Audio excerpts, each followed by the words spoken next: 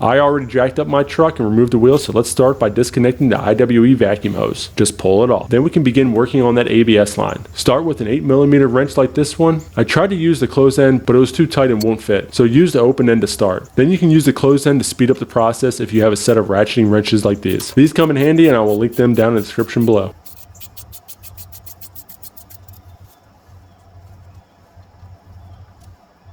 Once that bolt is removed, you can grab a 10mm socket and get to work on the bolt that holds this bracket in place. Remove the bolt and then you should be able to pull the bracket out. Now grab your panel removal tool and use it on the 2 clips for your ABS line. Then we can move up to the fender liner and pull the connector out, just like that. Make sure you push the red locking tab out first before you try to disconnect it. Perfect. Then you want to push right here and pull the connectors apart. Next, you want to pull the wire away from everything so it won't be in your way as you are removing parts. This part just pulls right out. Now we can begin working on the brake caliper. So grab your 21mm socket and loosen the 2 caliper bracket bolts. Don't remove the top bolt all the way as you don't want the caliper to fall after you remove the bottom bolt. This could put too much stress on the brake hose, which can cause leaks. And you want to make sure it's the top bolt that is left in, because if you leave the bottom bolt in, the caliper will still swing from top to bottom. So leave the top bolt in until you are ready to remove the whole unit. Once the bottom bolt is completely removed, you can get ready to remove the top bolt. But there are 2 things you want to do first. You want to give the caliper a twist like this. This will help push the brake pads in just enough so it's easier to pull off the rotor, which will also help a ton when you're ready to put the caliper back on. The next thing you want to do is get your caliper S-hook or whatever you are using to secure the caliper ready. The caliper has some weight to it, so try to get as prepared as you can to make this easier on you. If you have an S-hook, it should fit perfectly into the frame hole right here. My strap hooks did not fit, so I had to find another location. It took me a minute to figure out the best spot since I wanted to make sure the caliper would be far enough out of my way to not interfere with the job, but also high enough to prevent any stress on the brake hose. You also want to make sure you mount it on something that won't bend or break. I first placed the hook right here thinking it was far enough out of the way. However, as you can see, the caliper hung relatively low and I was worried about that brake hose. So I had to find another location. You can't see it right now because of the camera angle, but I hooked it around the upper control arm and it worked great. I'll show you that later. Let's remove the nut for the outer tie rod. This is a 21mm. Having an impact in this situation helps a ton. You will notice some resistance as the nut gets closer to coming off. Just keep turning. There we go. Alright, here comes the fun part. You need to separate the tie rod from the hub. So grab your penetrating fluid and try to spray around the bushing like this, and then spray upwards on the threads. Now let it set for a few minutes and then we can try to free it. Alright, so I'm going to try something you should never do. I'm going to turn my truck on and turn the steering wheel from side to side in hopes of breaking the tie rod free. You can see right away how dangerous this is. Look how my truck rocked on the jack stand. I did not notice it while I was sitting in my truck, but after seeing the footage, I won't be doing that again. Of course, this part isn't in the camera's view, but you can see me hitting this part of the hub. This separated it perfectly. So I would advise you do that and do not move the steering wheel back and forth while it's on jack stands unless the whole front end is lifted and in the air. This allows the hub assembly to move freely side to side, which is going to be beneficial if you need to remove the CV axle or the integrated wheel end, otherwise known as IWE. Now you just need to give it a couple of whacks and the tie rod is now completely free. Oh, and listen to how cheap these IWEs are. You can hear the plastic when I move the hub assembly. Obviously, this wouldn't make this noise when the wheel bearing is installed because they would be locked into each other. However, it still makes you realize why these things fail so often in just about every F-150 dating back to the mid-2000s because of the terrible design and the fact that it's made of cheap plastic. Let's move on. Grab your 8mm socket and begin removing the 3 IWE bolts.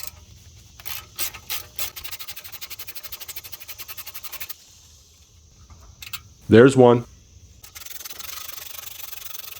And there's 2. Oh, check this out. Part of the IWE that this bolt screws into broke. You can see it's still part of this bolt. And if we take a closer look at the IWE itself, you can see right here where it broke off. This part is metal, and it still broke. Again, this is just cheap and a terrible design by Ford.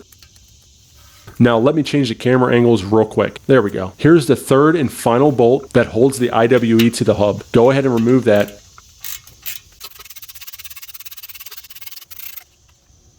And now we can move on to that dreaded upper control arm nut. Grab your 21mm deep socket and try to remove the nut all the way. This is possible to do as long as it doesn't separate, but mine just separated. So learning from the driver's side, I'm going to grab the torch and immediately start heating that nut.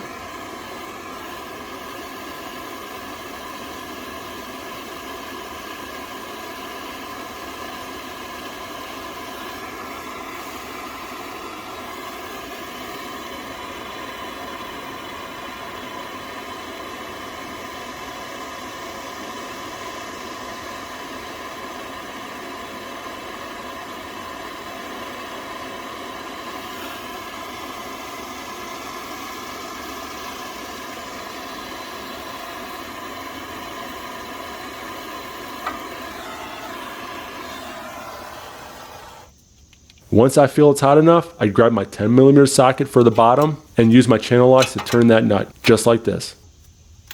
At some point it may stop turning. That just means you need more heat. And you may have to do this a few times before it completely comes off. So, apply more heat.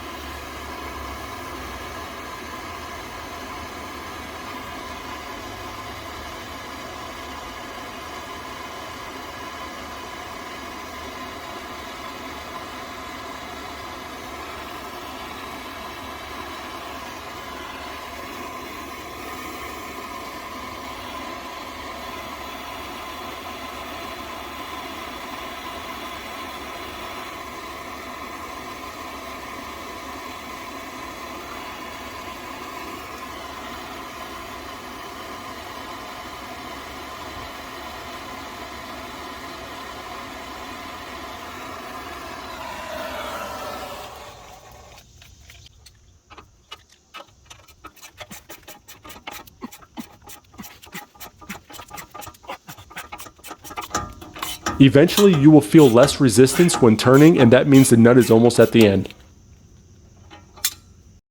So at this point I decided to grab my impact and finish it off. Just like that. Now you can pull the hub assembly away from the upper control arm, and that will give you full access to the IWE and the axle. Then you can pull up on the IWE and the axle at the same time to get it away from the hub. The IWE can then pull off of the axle. This IWE is still good. Compared to the driver's side, I can actually push down on this one with no restrictions. Now we can grab our grease again and begin greasing the teeth at the end of our axle. Go ahead and apply it on the outside as well as the inside of the teeth. Once that's done, you can grab your IWE and place it with the two vacuum nipples facing toward the vehicle. Go ahead and push it on and make sure the teeth lock into the teeth of the axle. Just like that. I grabbed a bungee cord and wrapped it around the top like this. Make sure you make the cord fairly tight as you don't want the hub moving too much. That's perfect. Now grab your hardware for the IWE. I bought new bolts and a new axle nut from Ford. It wasn't too expensive, and I'm glad I did since one of the old bolts is still stuck in the piece of the IWE that broke off. Now add some thread locker onto the bolt and then thread the bolt into place. Then do the same with the second bolt. Once my arm is out of the way, I'll show you where this bolt is. There we go. This is the top bolt. Now I'll do the same with the third and final bolt. Perfect. Then you can grab your 8mm socket and begin tightening them down, but not too much. Just enough to make them snug before we can grab our torque wrench. Now I read online these need to be torqued down to 133 inch-pounds, while my Chilton's manual reads 108 inch-pounds. So I'm going with 108 inch-pounds for now. If I need to go to 133, then I can always tighten them later. I do not want to risk going higher and being wrong, as this could break the bolts. Oh, and make sure you are using inch-pounds and not foot-pounds. 108 foot-pounds would definitely break them. Okay, so now we need to grab our torque wrench and torque these bolts down.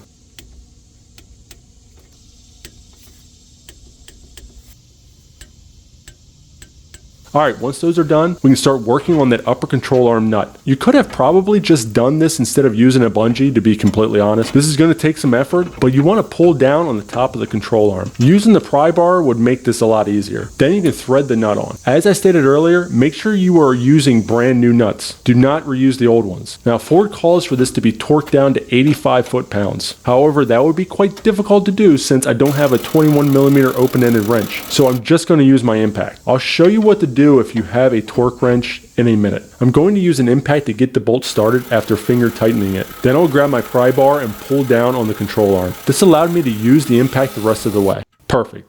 Okay, so if you have a 21mm open-ended wrench, you will need to wedge it up against the spring right here while it's on the nut. Then you should be able to use a torque wrench with the socket and tighten from the bottom. I think that would be the best way to tackle that, but if you have a different idea, let me know in the comments below and I'll add it to the description. If you used a bungee to hold the hub assembly in place, go ahead and remove it now. Let's move on to the axle nut. As you can see, there is red thread locker on these nuts already. Why is this important information, you may ask? Because for some reason, I added more thread locker to this one. I think the heat started to get to me, but you can see the red thread locker in the threads of the nut already, so this is completely unnecessary. Go ahead and screw the axle nut on by hand until it won't screw anymore. Then you can grab your 13mm deep socket and begin tightening it down. You want to use a deep socket to prevent from hitting those wheel studs. Then you can grab your torque wrench and tighten it down to 30 foot-pounds. Eventually the wheel bearing will start turning with the wrench, so grab a stud with one hand as you pull in your torque wrench with the other. just like that. Now we can move on to the tie rod. Go ahead and line it up and push it into place.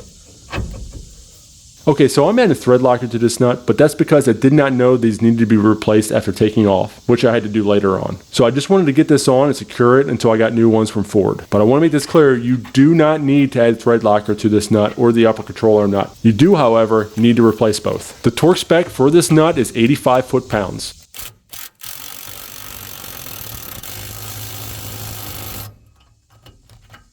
Now this part is completely unnecessary, but in order to prevent any kind of moisture from rusting out the parts inside, I decided to add some grease around the axle nut. I'm thinking this helps, however I could be completely wrong. So you do what you want with this. Now you can install your cap. Make sure it's as straight as possible before hitting it with a hammer or a mallet.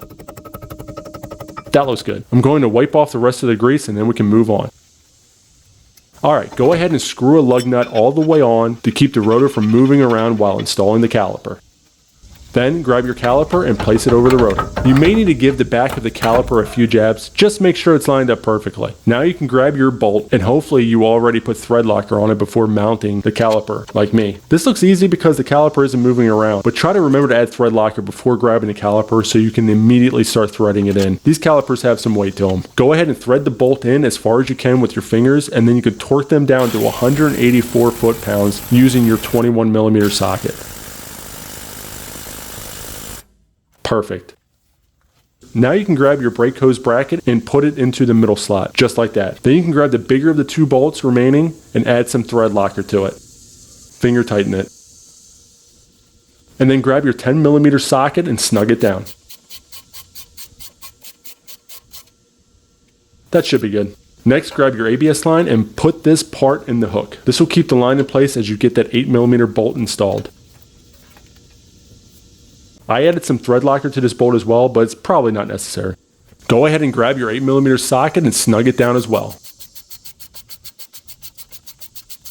Perfect. Now we can remove any bungees or straps we still have, and then grab our ABS line and first insert the tab into here. There is another tab you need to push in this area, and you may need to filter the wire around to make it work.